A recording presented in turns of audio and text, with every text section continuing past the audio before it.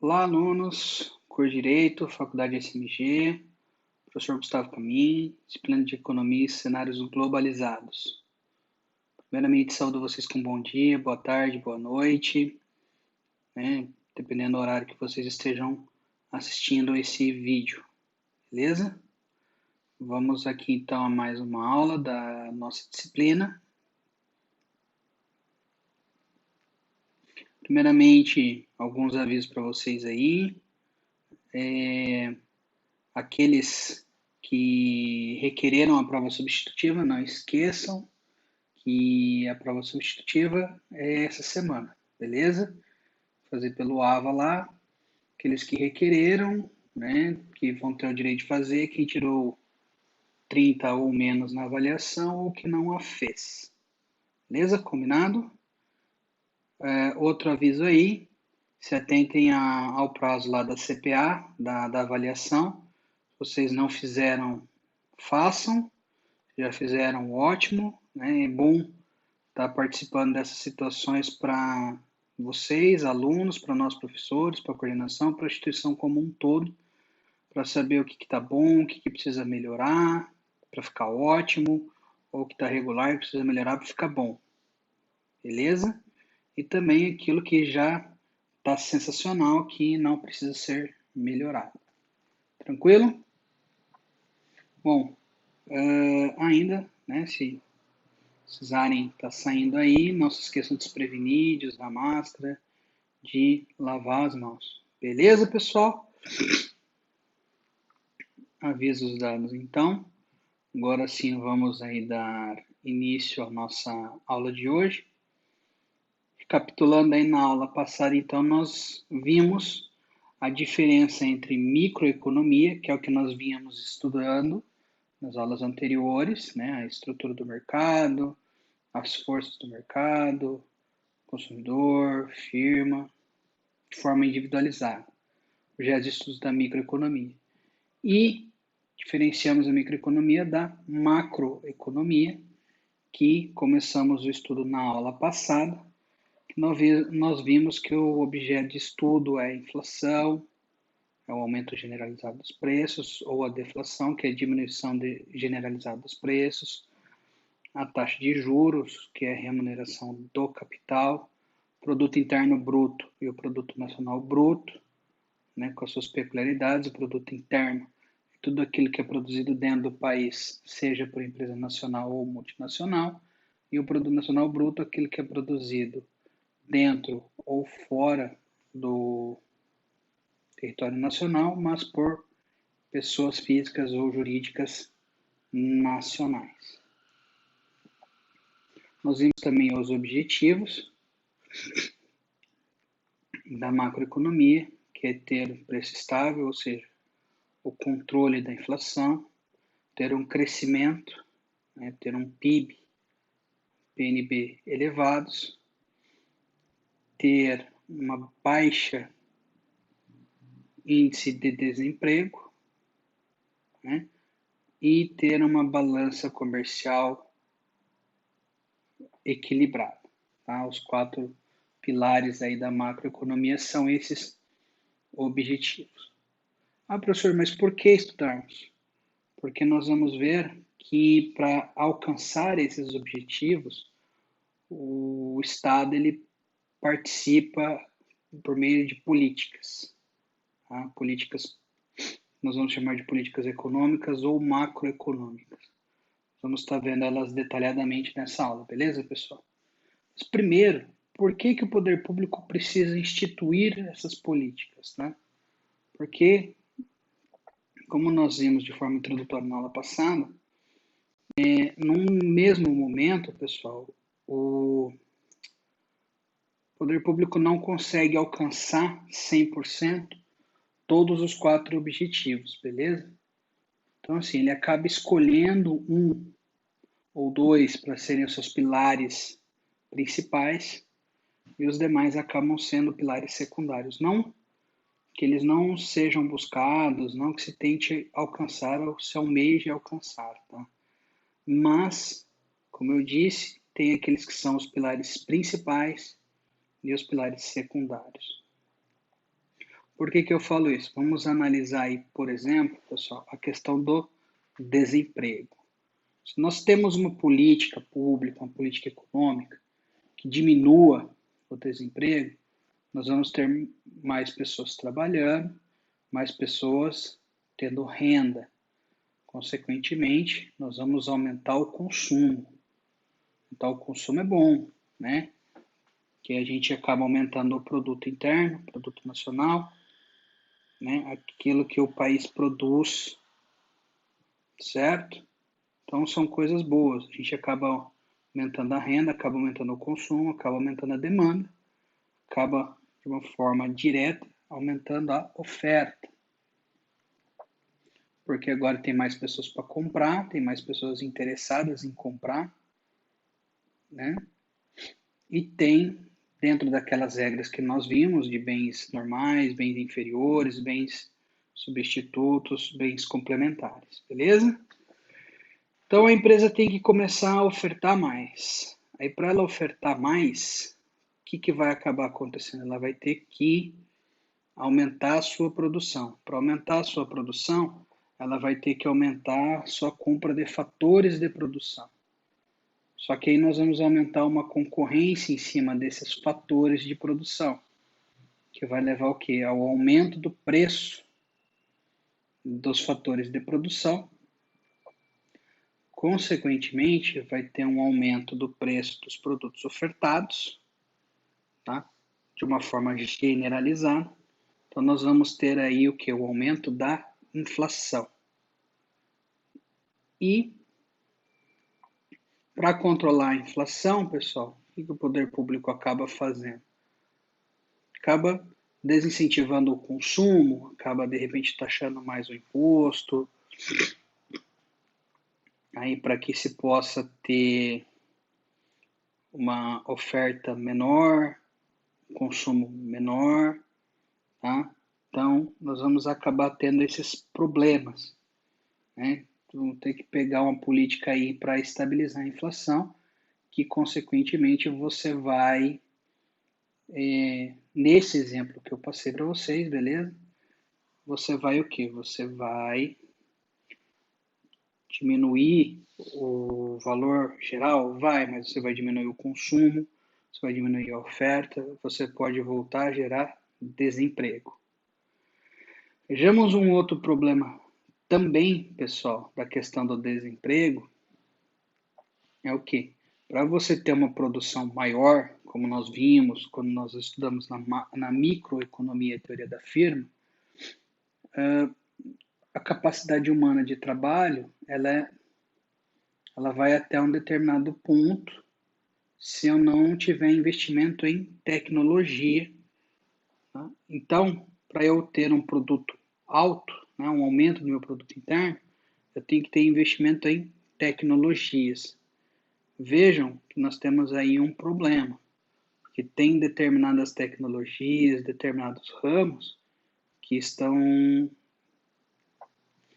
substituindo o homem, né? Como nós vimos na aula passada das modalidades de desemprego. Então você acaba tendo um aumento da automação, aumento da produção, aumento da oferta, mas você acaba tendo um problema de desemprego. De qualquer forma, você vai ter uma diminuição do consumo, você vai acabar tendo talvez uma diminuição na oferta e o produto também vai diminuir. Então, aí são exemplos, pessoal, de como os objetivos eles podem ser conflitantes. Então, para que a gente possa ter um equilíbrio entre esses momentos, essas situações, o poder público, o Estado, nacionalmente ou internacionalmente, ele tem aí que estar fazendo as chamadas políticas econômicas para evitar, ou pelo menos para minorar, essas discrepâncias, esses conflitos entre o produto, ou a moeda, a inflação, os juros. Então, pessoal, como eu estava falando para vocês, tá? As principais políticas que nós vamos ver, tá, é a política fiscal, política de rendas, política monetária, política cambial, tá? Que é o que nós vamos ver. Antes da gente estar entrando dentro dessas 4 políticas propriamente ditas, tá? Política fiscal é de como o poder público administra suas finanças. Política monetária é como se faz as questões da moeda, tá? Da inflação, juros, por exemplo. Política cambial ou alguns podem colocar como externa, tá? É o câmbio com outros países e câmbio de moedas. E a de renda é política de divisão de renda, beleza? Antes, nós temos que verificar aí que nós temos uma classificação, tá? Entre essas políticas. A primeira delas é a política alocadora, tá? Que é uma política que demonstra como vai ser utilizado os recursos, né? Como se aloca os recursos. Então, o poder público ele vai estipular, por exemplo, um determinado valor que vai para uma determinada política, seja saúde, seja educação, ou ele vai alocar uma meta para a moeda, para a taxa de juros, né? Uma meta aí do câmbio, da valorização de uma moeda próxima de outra, tá? Nós temos também as políticas estabilizadoras.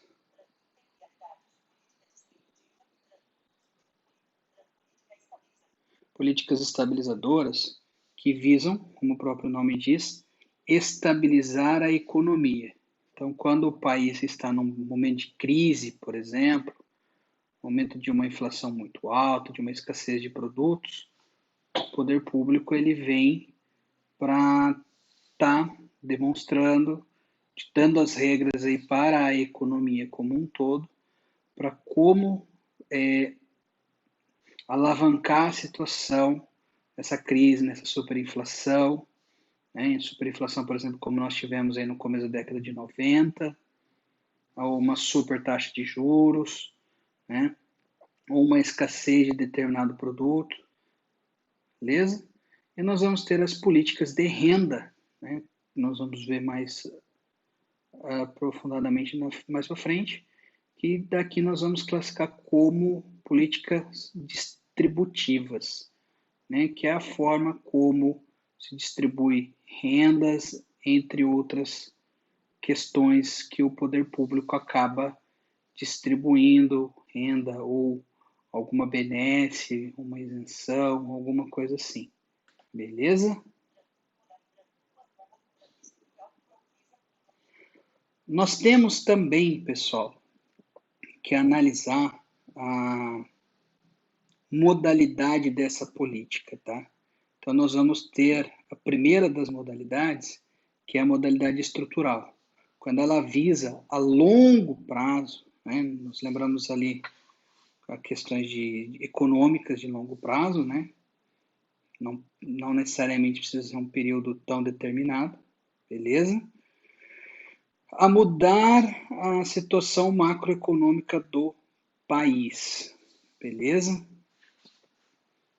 Aí, o país estando numa situação econômica complexa, você precisa mudar essa situação, ou você vai fazer uma mudança aí, de repente, da estrutura capitalista para capitalista mista, ou até mesmo para o socialismo, ou tá trabalhando algumas estruturas de mercado, beleza?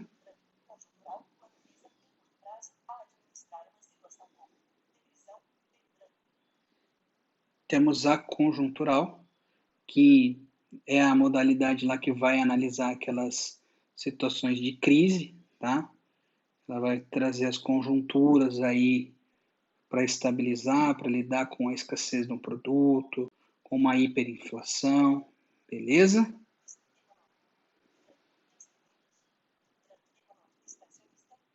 E nós temos também a modalidade expansionista, pessoal, que é o quê? Quando se tenta dar um avanço, tá? Quando se busca, através de uma política econômica, de uma política macroeconômica, que a economia avance, que o país evolua.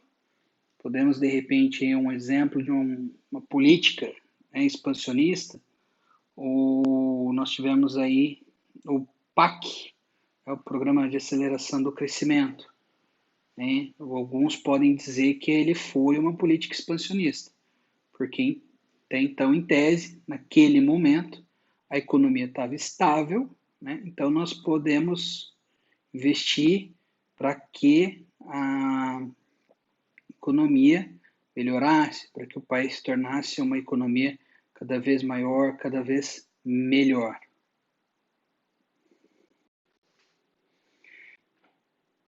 Temos então aí, pessoal, a primeira política econômica ou macroeconômica que nós vamos estar analisando, nós vamos estar discutindo agora, a partir de agora, vai ser a política fiscal, tá? Nós temos, como eu falei anteriormente, 4 políticas aí que são as mais importantes, né?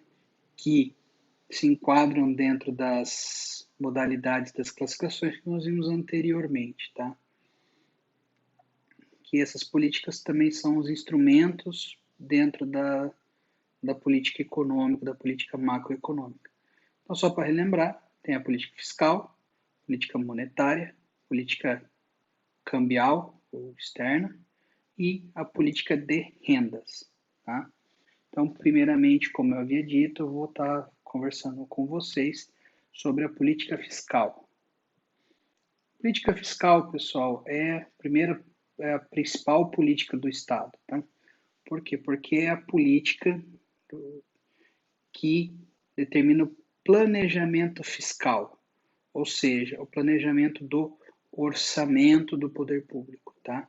Então, essa política fiscal ela pode ser tanto a nível federal, quanto estadual, quanto municipal, tá? Então, é o estudo, né, o planejamento do orçamento dentro de um determinado período de tempo, tá? Nós temos aí leis, por exemplo, que nos colocam o PLO, né? A LOA, a Lei Orçamentária Anual, e temos o Plano Plurianual, PPA. Tá? São instrumentos jurídicos, legislativos, que trazem sobre o orçamento, sobre esse planejamento fiscal do poder público. Tá? Nada mais é do que comparar aí a receita do poder público com os seus gastos. Tá? Como nós já vimos, a receita do poder público é através de impostos, tá? Ou de transferências de recurso. Por que eu falo de transferências de recurso? Nós temos algumas situações aí que o poder público federal ele transfere recursos para o Estado ou para o município, ou o Estado transfere algum recurso para os municípios, tá? Mas, via de regra, o principal recurso do poder público é a tributação. Então, o orçamento é a receita, o que entra, menos o que sai, menos os débitos, os gastos do poder público. Aí, quais são esses gastos, pessoal? Esses gastos são gastos com pessoal, daí nós vamos ter dentro da Lei de Responsabilidade Fiscal, né, da LRF, um limite, que é chamado de limite prudencial, que é o limite máximo que se pode gastar com pessoal. Nós vamos ter aí o gasto com saúde, com educação, que esses também têm limites mínimos dentro da Constituição, dentro de legislação infraconstitucional, de quanto deve ser gasto, tá? Nós temos gastos com infraestruturas de transportes, por exemplo, para asfalto de rodovias, ou de ruas, ou de avenidas no nível municipal, por exemplo, construção de creches, escolas, tá? Compra de materiais, como nós já vimos. Então, tudo o que o poder público compra ou investe, tá? Entra como despesa. Então, nós temos aí o orçamento. Quando nós fazemos a análise, tá, do que entra e do que sai, e o saldo é positivo, ou seja, arrecada-se mais do que se gasta, nós vamos falar que nós temos um superávit. Quando você tem o que entra menor do que o que sai, ou seja, está se arrecadando menos do que se gasta, você vai ter um déficit, tá? Havendo aí então a necessidade talvez de estar tomando algum empréstimo, tá beleza? Aqui então, pessoal, dentro da política fiscal, nós podemos falar então que nós temos aí uma distribuição de renda, quando distribuição de renda não, né? Política distributiva, quando você distribui alguns benesses, algumas isenções, algumas diminuições para você estar alavancando a economia, né? Quando você concede uma isenção, por exemplo, para uma pessoa com deficiência, baixa renda, a não pagar o IPTU, ou a poder comprar um veículo sem imposto dentro de determinadas regras, aí você acaba fomentando a economia para esse grupo de pessoas. Quando você diminui a alíquota, por exemplo, de um tributo para um grupo de empresas, você acaba fomentando a economia. Por quê? Porque você vai ter ali um gasto, custo menor dessas empresas, então elas vão poder estar fazendo uma competição maior, aí você vai poder ter um número maior de empresas num determinado ramo, ou o preço vai acabar sendo um pouco menor, sendo mais atrativo para o consumo, tá? Então você pode estar alavancando o consumo com a redução de impostos ou até mesmo o poder público fazendo investimentos diretos no consumo. Tendo mais dinheiro, o poder público pode colocar mais dinheiro, por exemplo, numa construção de mais asfaltos, né, melhoria de asfalto, ou investir numa revitalização de uma praça, reconstrução, ampliação, construção de nova escola, novo posto de saúde, novo hospital, adquirindo novos materiais, tá? Materiais mais modernos, tá? Quando se tem o superávit. O grande problema aqui, como eu havia falado com vocês, que tendo todos esses incentivos, seja por mais dinheiro do poder público direto ou com a redução de impostos, é que você pode fazer o que? Incentivar o consumo, né? Ou o poder público vai estar consumindo diretamente, ou as pessoas vão estar consumindo mais pela diminuição dos impostos, e provocar um aumento generalizado. Então, o poder público com a política fiscal, ele pode o quê? De uma forma direta ou indireta, aumentar a inflação, podendo aí novamente utilizar a política fiscal para fazer o controle da inflação. Então, cabe ao poder público, tá, pessoal, a sensibilidade para poder alocar, né, como nós tínhamos visto lá, uma política alocativa do seu dinheiro de uma forma real, de uma forma que leve o país para se tornar estável, para que se possa se expandir, né, que se possa ter investimentos de crescimento, beleza? Mas tem que ser de forma consciente, de forma racional, para que não se provoque um grande aumento também da inflação, tá? Porque daí nós vamos ter um problema o quê? Nós vamos ter um aumento do produto, tá? Nós vamos ter um aumento da produção, mas pode ter um aumento da inflação. Então, tornando equilibradas as situações, você não aumenta tanto a inflação, mas você pode ter um aumento do produto.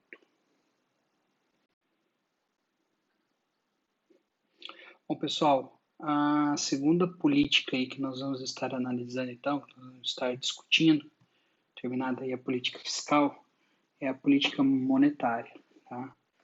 Quando nós vimos nosso sistema financeiro, nós falamos sobre moeda, né? Nós falamos sobre a liquidez e tudo mais. A política monetária nada mais é do que a política realizada pelo poder público. Aí aqui nós vamos ter apenas o poder público federal, tá? que é o poder público federal que detém os instrumentos aí desse sistema financeiro a nível nacional, beleza? Então, a partir daqui, nesse ponto, pelo menos da política monetária, nós não vamos falar em estados e em municípios, apenas no governo federal. Então, a política monetária nada mais é do que o poder público traçando políticas, traçando planejamentos para a moeda, para a oferta de moeda, tá? Para a questão da liquidez da moeda. Nós falamos de liquidez, lembram-se? Então, aqui a política monetária nada mais é do que como o poder público trabalha com essa liquidez da moeda, tá? Vamos ter aí, então, algumas situações de que para você mexer no dinheiro você tem que ter um determinado período de tempo, como algumas aplicações, ou a questão dos imóveis, como nós vimos, que é mais difícil ainda, tá? Então, quanto mais difícil de ter o dinheiro na mão, menor a liquidez, tá? E quem controla é o Bacen, o Banco Central, tá? Como nós vimos, trabalhando com metas, tá? Para controlar principalmente taxa de juros e inflação, tá? Qual o problema aí quando o poder público ele diminui a oferta, tá, pessoal? Como vai diminuir a oferta, você vai ter escasso a moeda, então você vai acabar tendo que tomar empréstimos. Tomando empréstimos, os juros desses empréstimos trabalhados no sistema financeiro acabam sendo elevados, né? E vão se tornando cada vez mais elevados quanto maior o número de demanda por esse serviço, por esse dinheiro. Então, eles vão acabar elevando, vai acabar tendo um desincentivo ao consumo, beleza? Para evitar uma parte dessa questão, como nós vimos, o Banco Central ele acaba fazendo certas regulações, né? Como o depósito compulsório, entre outras situações que inclusive são atribuições exclusivas do Bacen, do Banco Central, que é uma autarquia vinculada ao governo federal, vinculada ao Ministério da Economia. Beleza, pessoal? E aqui nós vamos ter principalmente uma política o quê? Que vai tentar estabilizar a taxa de juros, que influencia diretamente na inflação. Por quê, pessoal? Quanto maior a taxa de juros, primeiro, né, a tal da Selic, ela é utilizada para remunerar aí os tributos federais. Então, com uma Selic alta, o poder público federal vai ter uma arrecadação maior? Vai, mas vai ter um gasto maior também, porque o seu débito também é corrigido por esse índice, tá? Então, você acaba podendo, no passar do tempo, se essa Selic ficar alta por algum tempo, por alguns anos, por exemplo, o déficit do poder público vai acabar sendo cada vez maior, a dívida pública vai acabar se tornando cada vez maior, beleza? Um outro detalhe aí também de você ter uma taxa de juros elevada é que você vai ter o quê? Você vai ter um desincentivo do consumo e um desincentivo da oferta. Por que da oferta, pessoal? Porque o fornecedor ele vai acabar comprando menos, porque ele vai estar verificando aí que a reposição do seu estoque vai ser custosa. Então, das duas, uma, ou ele acaba aumentando o preço, ou ele acaba diminuindo a sua oferta, que um acaba sendo contrário ao outro, né? E o consumo, porque as famílias têm aí o intuito de que poupar acaba se tornando mais vantajoso, mais lucrativo.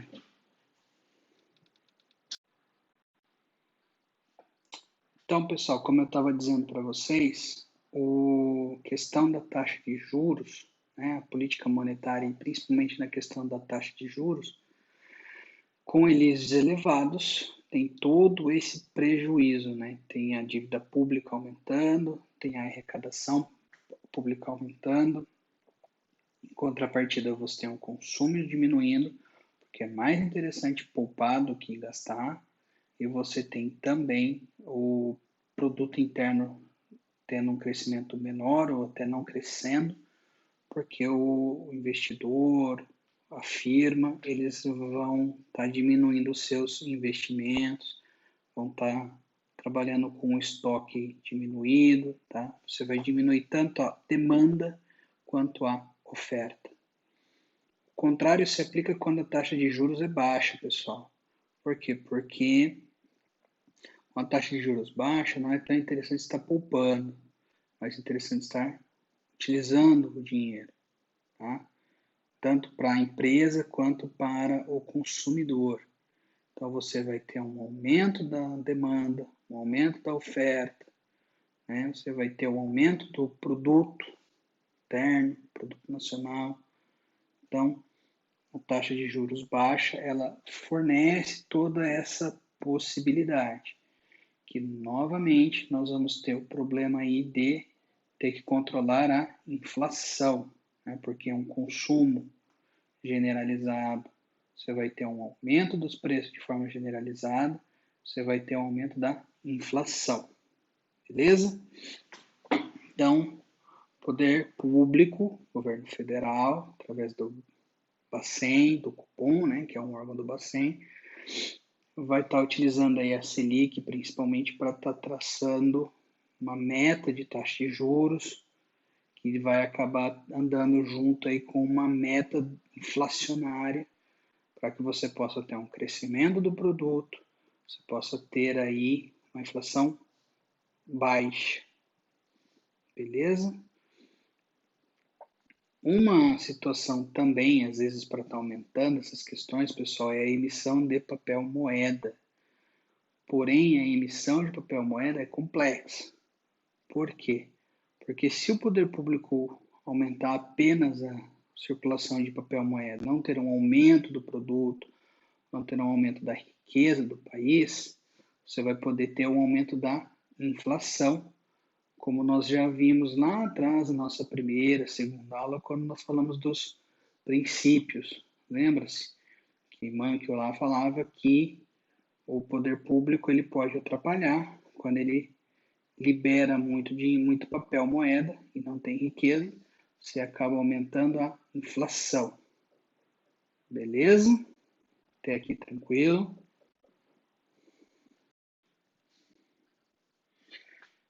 Temos aí, então, pessoal, as duas primeiras políticas macroeconômicas, tá? A fiscal e a monetária. A terceira que nós vamos estar analisando é a cambial, ou alguns chamam de externa, tá? Política cambial, então, ela lida com o câmbio, a interação nacional, a interação do país Brasil com outros países, que daí se divide em uma forma financeira e numa forma comercial, tá? São as políticas, então são as estratégias que o país possui para ter um financeiro perante aos países estrangeiros, uma quantidade maior ou menor de dólares, e na parte comercial, dentro da chamada balança comercial, né, a questão das exportações e importações, tá? Tendo tudo isso daí, se você tem saldo positivo, você vai ter um superávit também. Se você tiver um saldo negativo, você vai ter um déficit, tá? Quando você fala na questão financeira, no dólar, tudo depende da questão da quantidade, da oferta dessa moeda, tá? Que é utilizada como padrão aí para as transações internacionais. Quanto maior a oferta dessa moeda, maior vai ser a avaliação do real. Então, vamos pegar num caso hipotético, vamos pegar que hoje o dólar esteja a R$ 5. Se tendo um aumento da oferta desse dólar, o preço dele vai estar diminuindo aí para uns 4,80, por exemplo. Então, você vai poder falar o que o real valorizou, houve uma queda do dólar em relação ao real, tá? De outra forma, você pode falar que o real desvalorizou ou que o dólar subiu, quando, ao invés de passar de 5, ele passa para 5,20, tendo uma diminuição na sua oferta. Beleza, pessoal? Tranquilo? Nós temos também a questão das exportações e importações. No Brasil, nós temos um problema aí que, quando a moeda, né, está valorizada, você acaba tendo uma facilidade de importações. Você pode acabar fomentando o consumo de produtos feitos em outros países, diminuindo a exportação, né? Comparando a exportação com a importação, tendo uma situação do dólar aí favorável, você vai ter uma importação maior, você pode ter um déficit, você pode ter até uma diminuição do produto.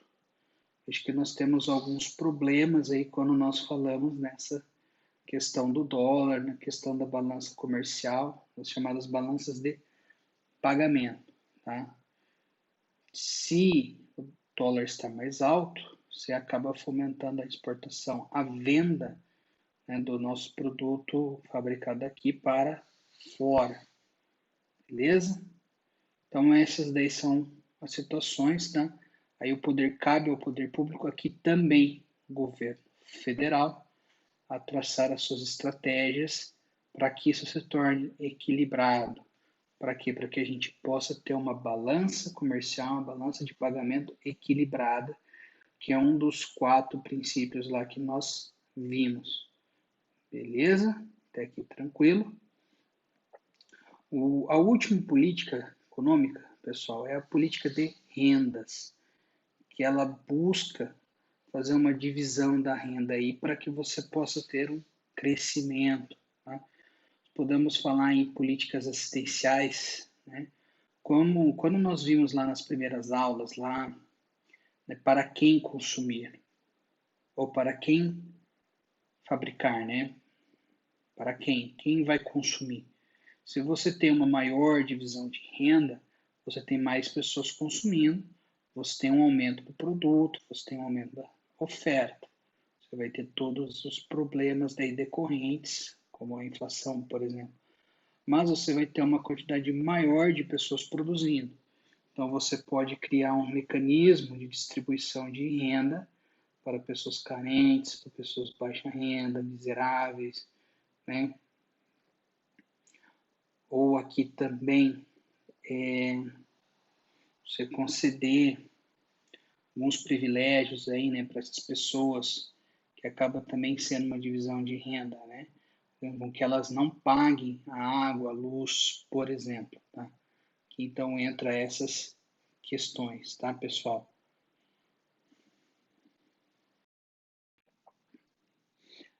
Aí, pessoal, vocês podem me perguntar, professor, por que é interessante saber disso, essas políticas, para quê?